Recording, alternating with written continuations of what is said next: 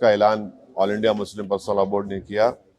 कल हमारी एक बहुत कामयाब पब्लिक प्रोटेस्ट मीटिंग हुई परभनी में, और इसीलिए हम यहाँ पर औरंगाबाद भी आए थे आप सबों से मिलने के लिए। अब आपको सवाल है तो पूछिए, और पूरा तफसील प्रोटेस्ट का प्रोग्राम जनरल सेक्रेटरी साहब कासिम रसूल इलियास साहब आपको बताएंगे। जी, और ये जो भारत पाकिस्तान का जो मसला चल रहा है, युद्ध होने की कगार पर ये सब आ चुका है, क्या भूमिका है आपकी? नहीं, देखिए, ऐसा मत बोला करिए आप और हम जाके युद्ध नहीं लड़ने वाले हैं, वो सरकार तय करेगी, और हमको ऐसा लूज टॉक नहीं करनी चाहिए, ये गवर्नमेंट तय करेगी।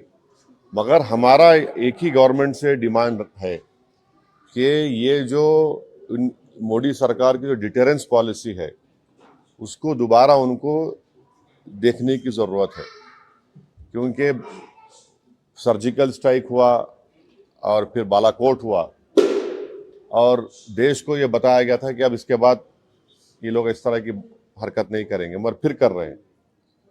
और रीसी एक मुकाम है वैष्णो देवी के पास, पिछले साल जुलाई में 60 टूरिस्ट को मारे थे वहां पे। तो ये डिटेरेंस पॉलिसी देखने की जरूरत है। और ऑल पार्टी मीटिंग में पूरे अपोजिशन ने गवर्नमेंट को कहा कि आप एक्शन लीजिए, जो आप सही समझते हम सपोर्ट करेंगे, ताकि मरने वाले परिवारों से इंसाफ हो सके और ये दोबारा ऐसी हरकत नहीं होना। तो हम लोग तो पूरा गवर्नमेंट को सपोर्ट करें कि वो क्या एक्शन लेंगे, वो गवर्नमेंट बताएगी, हमको नहीं मालूम, आपको मालूम, तो गवर्नमेंट तय करेगी। मगर हमारा मानना यह है कि पाकिस्तान में ये मौजूद है, ये टेररिस्ट, उनको वहीं से सपोर्ट किया जाता, उनको तैयार किया जाता, फाइनेंस किया जाता, और अनफॉर्चुनेटली वो बॉर्डर क्रॉस करके आए, पहलगाम तक आ गए। तो और चाहे 26/11 का हो, पाकिस्तान से आए थे, उस वक्त भी वो लोग डिनाई किए, पहले हम नहीं किए, जब अजमल कसब पकड़ा गया तो उनको एक्सेप्ट करना पड़ा। तो अब गवर्नमेंट क्या एक्शन लेगी वो गवर्नमेंट के ऊपर है, गवर्नमेंट वो तय करेगी, हम तो नहीं बोल सकते। मगर इनके खिलाफ तो ये हमारा मानना ये है कि ऐसे टेररिज्म को रोकने की ज़रूरत है और सख्त कार्रवाई करने की ज़रूरत है, क्योंकि कोई भी, आपको तो पहले किसी को जान लेने का इख्तियार नहीं है, दूसरा आप हमारे वतन में आकर आप जो इनोसेंट टूरिस्ट हैं उनका समुदाय पूछकर, उनका रिलीजन पूछकर उनको गोली मारना, ये बदतरीन हरकत है ये। और पाकिस्तान इन चीज़ों को रोकना ज़रूरी है। पाकिस्तान ये समझना ज़रूरी है कि आप किस देश के खिलाफ ये कार्रवाई कर रहे हैं। उनका जो एनुअल बजट है, हमारी मिनिस्ट्री ऑफ डिफेंस के बजट उससे बढ़ के है, और वो लोग जो है भारत से उनका टाइम आधा घंटा पीछे है। उन्होंने आधा घंटा पीछे नहीं है, उन्होंने 30 साल पीछे है भारत से। और वहाँ के जो पॉलिटिशियन जो ये क्या बोलते हैं, बड़बड़ापन बोलते हैं ना, ये बकबक कर रहे हैं ना, मत करो ऐसा आप ये ठीक नहीं है। आपके घर में आप इन शैतानों को पाल रहे हैं। आपके पास बलूचिस्तान का मसला है, आपका टीटीपी का मसला है, आप उसको देखो। आप क्या बना सकते हैं वहां पे? दवाएं नहीं बना सकते, मलेरिया की दवा नहीं बना सकते, तुम क्या बात कर रहे हैं आप? तो ये इस तरह के जो बातें कर रहे हैं वो लोग, ये ठीक नहीं है। इसमें जो सवाल है, सिंधु का पानी जो, हाँ? सिंधु नदी का पानी जो है रोकने का निर्णय भारत सरकार ने लिया, उसको उत्तर दिया कि हम बम डाल देंगे जो भुट्टो है। दोनों मुद्दों को कैसे देखिए, वो उन्होंने जो है अभी राजनीति में आए हैं, उनको ये सोचना पड़ेगा कि उनकी अम्मा को किसने मारा।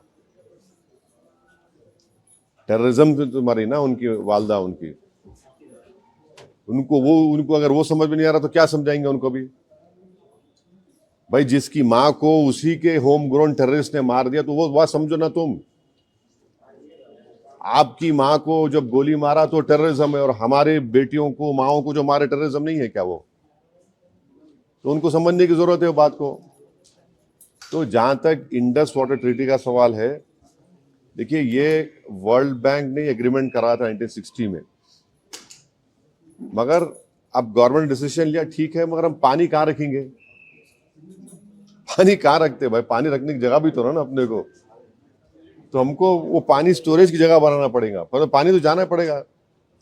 तो वो गवर्नमेंट डिसीजन लिया है, ठीक है, हम उस पर गवर्नमेंट का फैसला है कैबिनेट कमेटी ऑन सिक्योरिटी में गवर्नमेंट डिसीजंस लिए, हम उसको मानते हैं। देश में हिंदू और मुस्लिम में झगड़ा लगाने के लिए समुदाय पूछकर मारा गया, ऐसा लगता है आपको? बिल्कुल बिल्कुल, देखिए वही तो हम कह रहे हैं कि आईएसआई हो या आईसिस हो, आईसिस खुरासान हो, या फिर आपके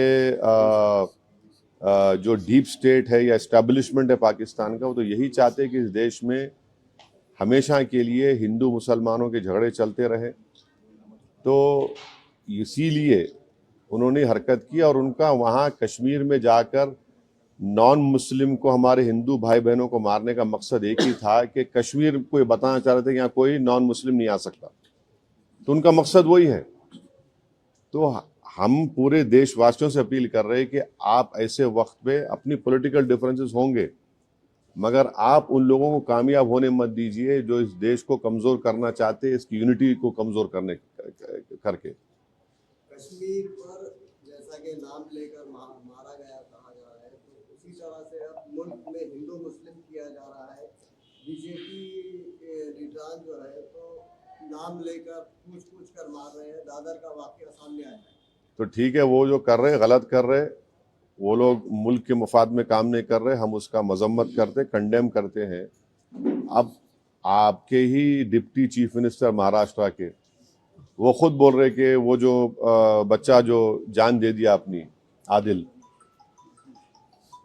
वो तो अपनी जान दे दिया ना। वो कहाँ देख रहा था कि मुसलमान हिंदू देख रहा, इंसान को देख रहा था। वो जान बचाने के लिए वो टेररिस्ट से वेपन छीनने की कोशिश किया, उसको मार दिए। तो ये जो अगर हमारे देश में से कोई कर रहा है गलत है, ये इसको हम कंडेम करते हैं। सरकार ने जो अल्टीमेटम दिया था कि जितने भी पाकिस्तानी हैं उनको पाकिस्तान भेजा जाए, वो चले जाए, मगर यहाँ की राज्य सरकार में जो है देवेंद्र फडणवीस बोल रहे कि पूरे गए, और एकनाथ शिंदे जी बोल रहे 160 अभी बाकी है। मेरे को नहीं मालूम है, ये तो गवर्नमेंट बोल रही है। युद्ध कितना लड़ना पड़ेगा भारत में? अरे भाई, अभी गवर्नमेंट को छोड़ो ना, ऐसा लूज टॉक मत करिए। गवर्नमेंट का डिसीजन होगा, गवर्नमेंट पूरा सोच के फैसला करेगी। नहीं, सुनिए, एक मिनट सुनिए। गवर्नमेंट क्या करेगी नहीं करेगी वो गवर्नमेंट तय करेगी।